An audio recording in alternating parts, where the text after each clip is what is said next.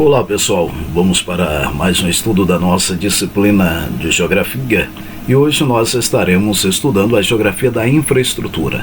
Lembrando que essa temática ela abrange outros subtemas do estudo geográfico, dentre eles a infraestrutura, no que corresponde às questões ligadas a modais e até mesmo a questão que trata-se do saneamento básico. Porém, no nosso primeiro contato, nós estaremos falando a respeito do papel da energia. Então, nosso olhar especificamente nesta aula trata para o papel da energia e estaremos dando continuidade a essa temática posteriormente, falando sobre saneamento básico e alguns pontos fundamentais interessantes para a nossa compreensão a respeito do saneamento básico. Logo, no que se trata da energia, nós poderemos introduzirmos falando as seguintes palavras. Um país precisa de energia para se desenvolver e criar melhores condições de vida para a sua população. Logo, nós não poderemos desassociarmos a utilização de energia com as melhorias correlacionadas às condições necessárias e básicas para a vida da população. E notemos ainda que desde o século XVIII, com a industrialização, notaremos que o contexto do consumo de energia passou a crescer de maneira intensiva. Falar da produção de energia não tem como desassociarmos o estudo geográfico do processo da industrialização que inicia no século XVIII. E aí nós poderemos correlacionar da seguinte maneira. A primeira fase da Revolução Industrial, que ocorreu na Inglaterra no século XVIII, teve como fonte de energia o carvão mineral. Já no século XIX, perceberemos a descoberta do petróleo em 1859 em um dos estados dos Estados Unidos, em que nós perceberemos basicamente o petróleo sendo utilizado como fonte de energia. Notemos que a Revolução Industrial está associada com o processo energético e a produção de energia leva melhorias de condição para a população. O que nós poderemos reafirmarmos com base nestas curiosidades. Os países em desenvolvimento e mais pobres, em que o consumo de energia passa a ser menor, esses países apresentam em dados de pesquisa uma expectativa de vida 30% menor do que os países desenvolvidos e os países ricos, que hoje nós chamamos aí os países do norte. Nesses países em desenvolvimento ou pobres, notaremos que a mortalidade infantil é superior a 60 por 1.000 nascimentos, ou seja, a cada 1.000 nascimentos, 60 crianças elas acabam morrendo. Um outro dado que perceberemos em que correlaciona os países mais pobres ou países em desenvolvimento, no que se trata ao consumo de energia ser menor, esses países apresentam o analfabetismo superando aí a 20% da população.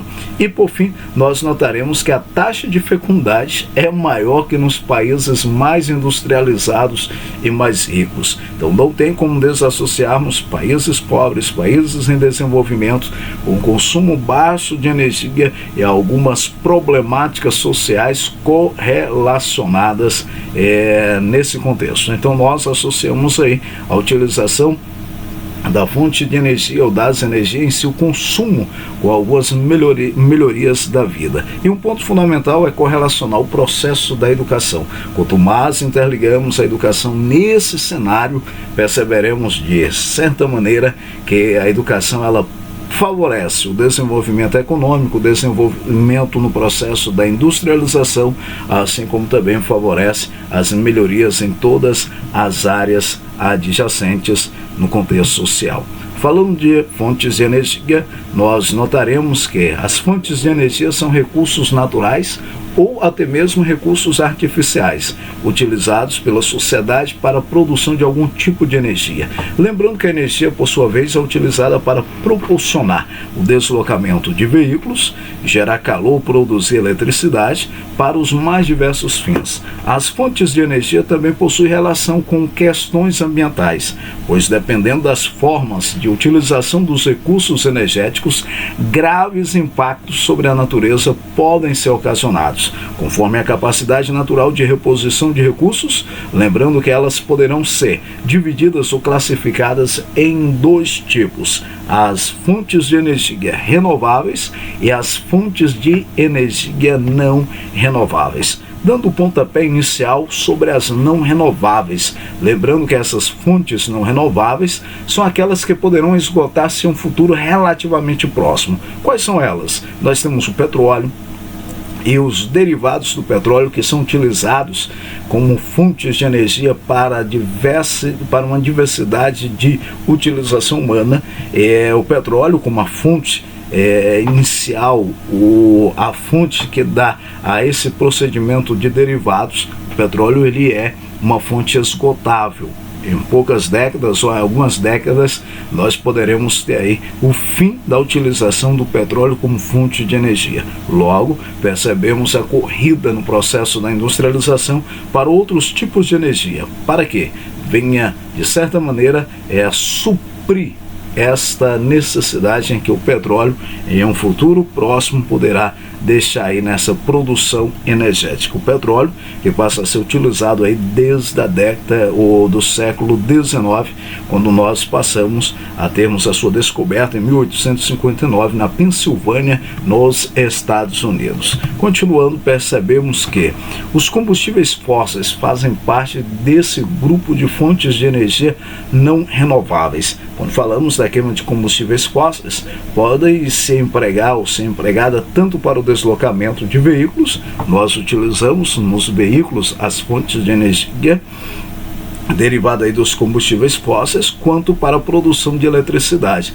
Nesse caso, nós chamaremos as estações de termoelétricas. E os principais tipos de fontes de energias aí considerada ou derivada dos combustíveis fósseis são petróleo, carvão mineral e o gás natural. Mas lembrando que existem outras fontes, por exemplo, nafta, o xisto bituminoso, uma rocha extraída aí, o petróleo, que tem uma semelhança ao petróleo em si, em seu formato, e aí vem, por ser extraído de uma rocha, o xisto bituminoso. Os combustíveis fósseis são fontes de energia mais importantes e disputadas pela humanidade no momento. E aí notaremos que a Agência Internacional de Energia, ela descreve que 81,63% toda a matriz energética global advém dos três principais combustíveis fósseis citados acima, que são o petróleo, o carvão mineral e o gás natural. 81% desse consumo energético global associado a esses três. Logo, essas fontes representam 56,8% da matriz energética brasileira. Então, comparando ao Brasil, nós temos mais de 50% da nossa matriz energética ligada aos combustíveis fósseis. Assim, muitos países dependem da exportação desses produtos, enquanto outros tomam medidas geopolíticas para consegui-los. Poderemos associarmos a conflitos que envolvem, no cenário da geopolítica, um olhar para a economia global, e o petróleo, de certa maneira, passa a ser uma das temáticas motivadoras para esses processos de conflitos na atualidade. Notemos ainda que falar do petróleo, lembraremos da OPEP, que passa a ser a Organização de Países Exportadores de Petróleo. Destaque para os países que extraem a maior quantidade de petróleo no globo, que tem aí os demais países dependentes dessa extração e exportação. Combustíveis fósseis nos leva a olhar para uma outra questão, que bastante torna-se discutida, que passa a ser combustíveis fósseis, referem-se aos altos índices de poluição gerados por sua queima, ou seja, a combustão dos combustíveis fósseis faz com que haja uma intensificação direta de problemas ligados ao meio ambiente no que se trata da poluição. E entre eles poderemos citarmos o efeito estufa, que passa a trazer agravamento direto ao que nós nomeamos de aquecimento global. Então, a emissão de combustíveis fósseis na atmosfera, trazendo aí um aumento da temperatura global, o aquecimento global e alguns problemas naturais que passamos a sofrermos pela utilização desses tipos de fontes de energia. Uma outra fonte de energia considerada não renovável é a energia nuclear, também chamada de energia atômica. Lembrando que ela passa a ser retirada de urânio, e esse urânio, por ser um elemento natural, se for retirado em sua totalidade, nós teremos também o esgotamento. Lembrando que a energia nuclear é também chamada atômica. A produção de eletricidade ocorre por intermédio do aquecimento da água, que se transforma em vapor e ativa os geradores. Nas usinas nucleares, o calor é gerado em reatores a partir da fissão nuclear do urânio-235, material altamente radioativo. O que mais nos leva a termos um olhar para a questão da energia nuclear passa a ser a radioatividade. Embora as usinas nucleares sejam menos poluentes do que outras estações semelhantes, como as termoelétricas, energia produzida por meio da queima pela combustão, notamos que as usinas nucleares são alvo de muitas polêmicas, principalmente no que trata do vazamento do lixo nuclear produzido, e a ocorrência de acidentes poderá gerar graves impactos e muitas mortes. No entanto, com a emergência da questão sobre aquecimento global, seu uso vem sendo reconsiderado por muitos países. Notemos que, se aprofundarmos em uma pesquisa, notaremos que há vantagens e desvantagens em todas as fontes de energia. No que se trata a energia nuclear, notaremos que ela torna como vantagem, apresentando aí algumas questões bem amenizadas para efeitos negativos no aquecimento global do que as outras fontes de energia, principalmente as termoelétricas. Porém, a desvantagem, acidentes causados em usinas nucleares, poderá liberar radioatividade e trazer aí várias mortes e vários impactos ao meio ambiente, meio social. Já as fontes de energia renováveis nos levam a entender que são aquelas, como o próprio nome indica, possuem uma capacidade de serem repostas naturalmente, o que significa que todas elas o que não significa que todas elas sejam inesgotáveis. Por exemplo, a água em si, se tiver um consumo altamente, uma mudança no aspecto natural da reposição, poderá tornar-se um bem esgotável. O que diferencia as renováveis das não renováveis é que as renováveis, elas possuem a capacidade de serem repostas naturalmente, e aí com um pequeno espaço de tempo. Vale lembrar que nem toda fonte renovável de energia é limpa. Olha que grande detalhe que nós temos aqui. Nem toda fonte renovável de energia é limpa, ou seja, livre da emissão de poluentes ou de impactos ambientais em larga escala. Igual temos vantagens e desvantagens, sempre encontraremos algumas desvantagens dentro do processo da utilização de energia. Mais exemplos aí de fontes de energia renovável. Nós temos a eólica, que é produzida pelo vento. O vento é um recurso energético renovável e, portanto, inesgotável. Esse aí nós temos como inesgotável. Em algumas regiões do planeta, sua frequência e intensidade são suficientes para a geração de eletricidade por meio de equipamentos específicos para essa função. Basicamente, os ventos ativam as turbinas do aerogeradores, fazendo com que os geradores convertam a energia mecânica, força do vento, e produz aí a energia elétrica. Atualmente a energia eólica não é tão difundida no mundo em razão do alto custo de seus equipamentos. Notemos que não só a eólica, mas as fontes de energia renovável traz essa ação que os limita, ou limita muitos países de terem uma produção elevada, porque essas fontes de energia elas estão correlacionadas a um alto preço para suas instalações. Lembrando que as principais vantagens dessa fonte de energia são a não emissão de poluentes na atmosfera e os baixos impactos ambientais. Porém, muitos ambientalistas recorrem e questionam a instalação dos aerogeradores, porque muitas das vezes eles tornam uma poluição visual e, além de uma poluição visual, poderá trazer impactos na reprodução das aves, causando acidentes para as aves no período migratório. Já a energia solar, ela também é uma fonte de energia inesgotável, haja vista que o Sol, ao menos na sua configuração atual, existirá por bilhões de anos. E aí teremos duas formas de aproveitamento da energia solar, a fotovoltaica e a térmica. A fotovoltaica são utilizadas células específicas que empregam efeito fotoelétrico, isto para produzir a eletricidade. Já a térmica, ela utiliza o aquecimento da água para o uso direto para a geração de vapor, que atuará em processos de ativação de geradores de energia. Já a hidrelétrica, notaremos que corresponde ao aproveitamento das águas dos rios para a movimentação das turbinas de eletricidade.